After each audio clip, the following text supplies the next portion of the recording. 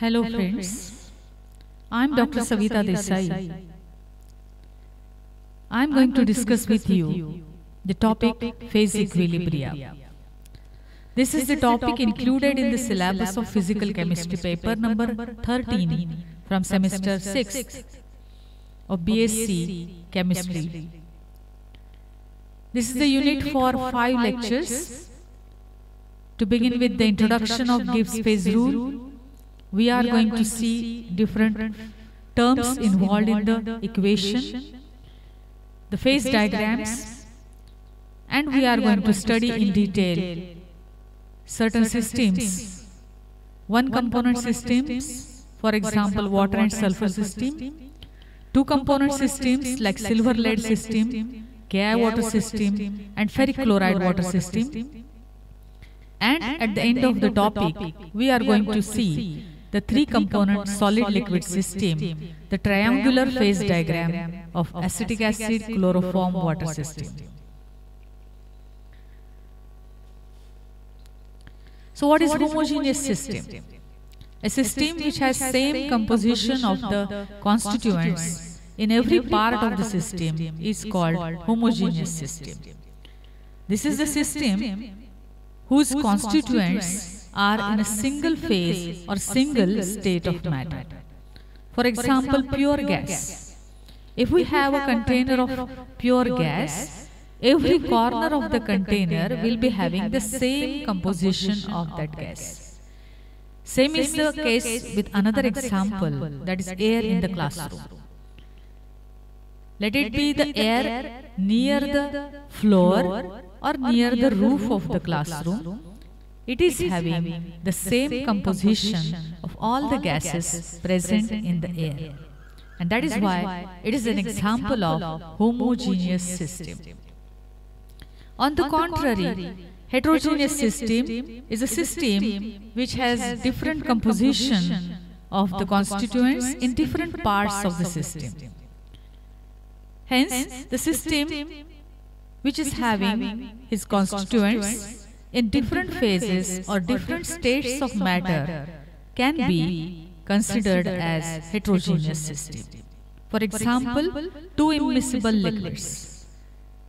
When two liquids are immiscible with each other, they form two different layers, upper layer and lower layer. And that is why they are not having a homogeneous condition. The upper layer is different from lower layer. The composition is different in upper layer and lower layer. And that is why it is an example of heterogeneous system.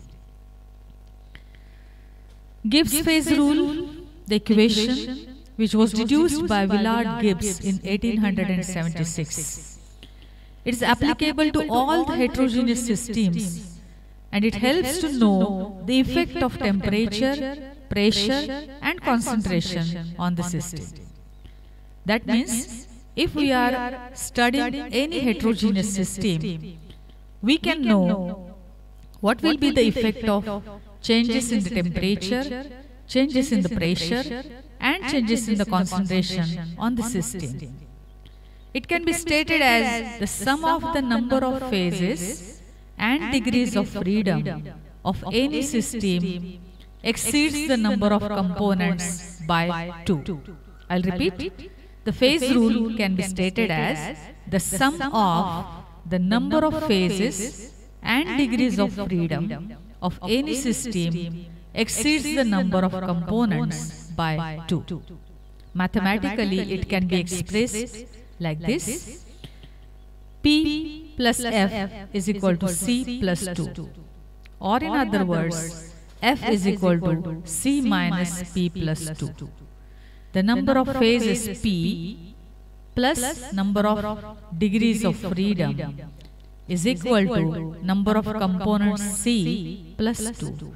The sum of phases and degrees of freedom exceeds the number of components by 2. So there are different terms involved in the equation. Already we have seen what is homogeneous system and heterogeneous system. The phase rule, the equation, it is having different new terms involved.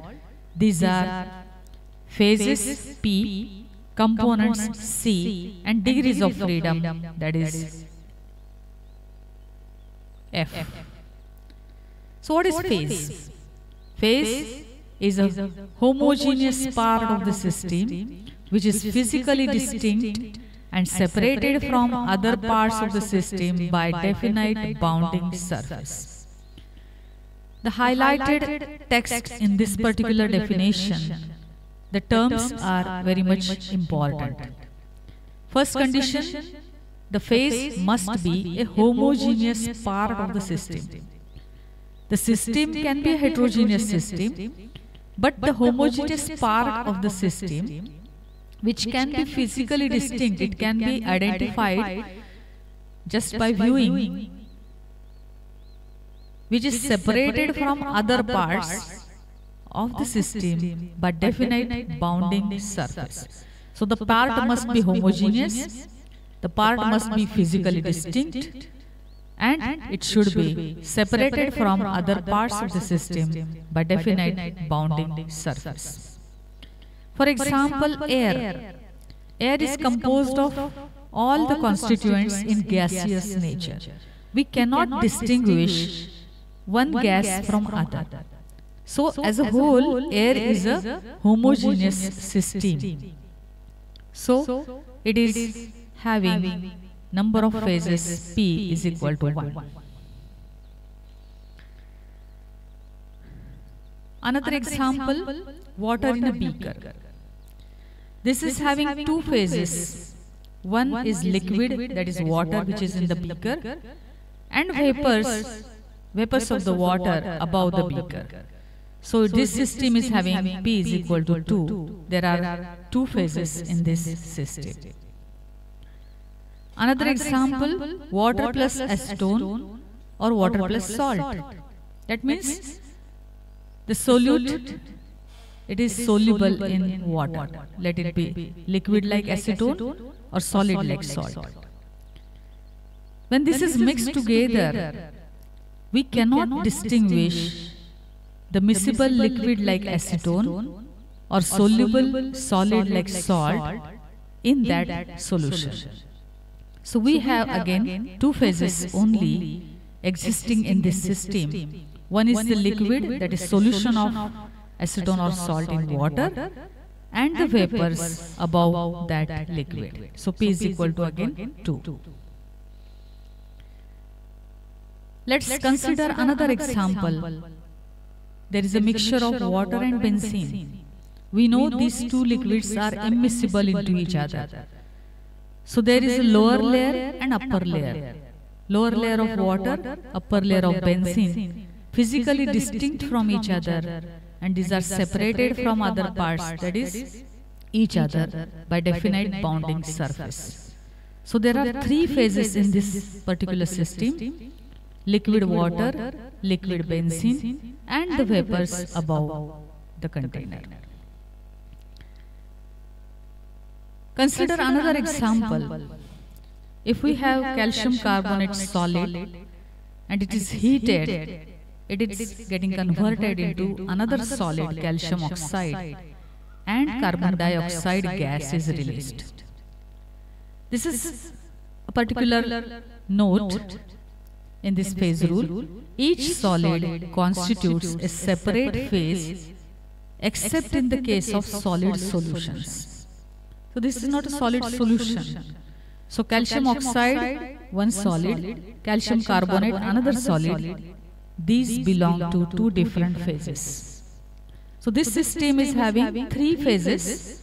One is solid calcium carbonate, second is solid calcium oxide, and the third one is carbon dioxide gas. So P is equal to 3 in this particular system. Another example is of water system. Water can exist as solid ice, liquid water, and gaseous water vapors. So there are three phases in this particular system. This is a summary of the examples seen by us.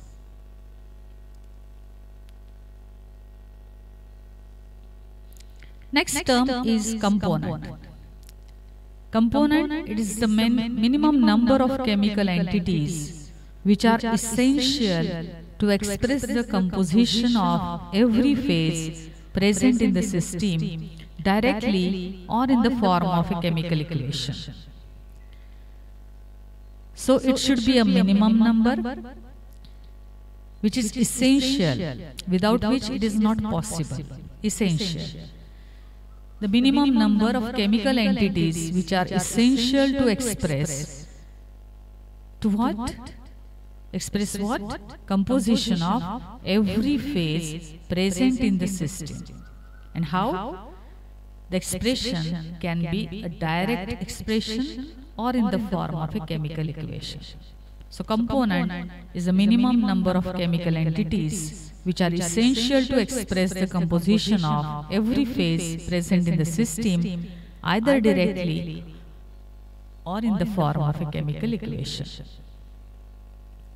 For example, water, ice, water and vapors all can be expressed by a single formula H2O. So C is equal to 1. Sulfur is having 4 phases: rhombic sulfur, monoclinic sulfur, liquid sulfur and sulfur vapors. However, all the phases whose composition can be expressed by single formula S, and therefore number of C components is equal to 1. It is a single component system. Another example is of salt and water. 2 formulae are required to express the composition of all the phases present in the system, and therefore C is equal to 2. How the expression of the composition can be in the form of an equation? The example is the system that is having ammonium chloride solid heated in a closed vessel. Ammonium chloride solid, when heated, gets converted into ammonia gas and HCl gas. However, in a closed vessel, whatever is the composition of solid phase, if we mathematically sum up the composition of the gaseous phase, we can use a single formula NH4Cl to express the composition of both the phases. Same is the case with another system, calcium carbonate heated to calcium oxide and carbon dioxide. Out of the 3 formulae, 1, 2 and 3, we can use any 2 formulae to express the 3 phases existing in the system. Third term involved in the phase rule is the degrees of freedom, that is F. It is also called variance. It is the minimum number of variables which must be specified in order to describe the system completely. It should be a minimum number of variables which must be specifically mentioned, without which we cannot describe the system completely. For example, if a mixture of gases is there, it can be a mixture of different gases at different pressure, at different temperatures. So, to express, to describe the system completely, we will need all the 3 variables. What is the pressure, what is the temperature, as well as what are the different constituents, that is gases, present in different compositions. So we have to specify pressure, temperature and composition. So the number of degrees of freedom is 3. The system is said to be the trivariant system. Another example, given mass of a pure gas, we know for such pure gas PV is equal to RT. So pressure, volume and temperature are related to each other by this particular equation. PV is equal to RT. And therefore, P, V, T, out of these 3 variables, any 2 are sufficient to describe the system completely, and therefore the system is bivariant.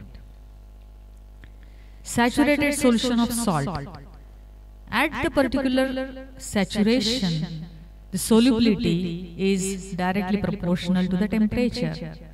So out of the two, composition and temperature, any one variable can be specifically mentioned to describe the system completely. So the system is univariant. Pure liquid. We know very well, vapor pressure of a liquid is directly proportional to the temperature.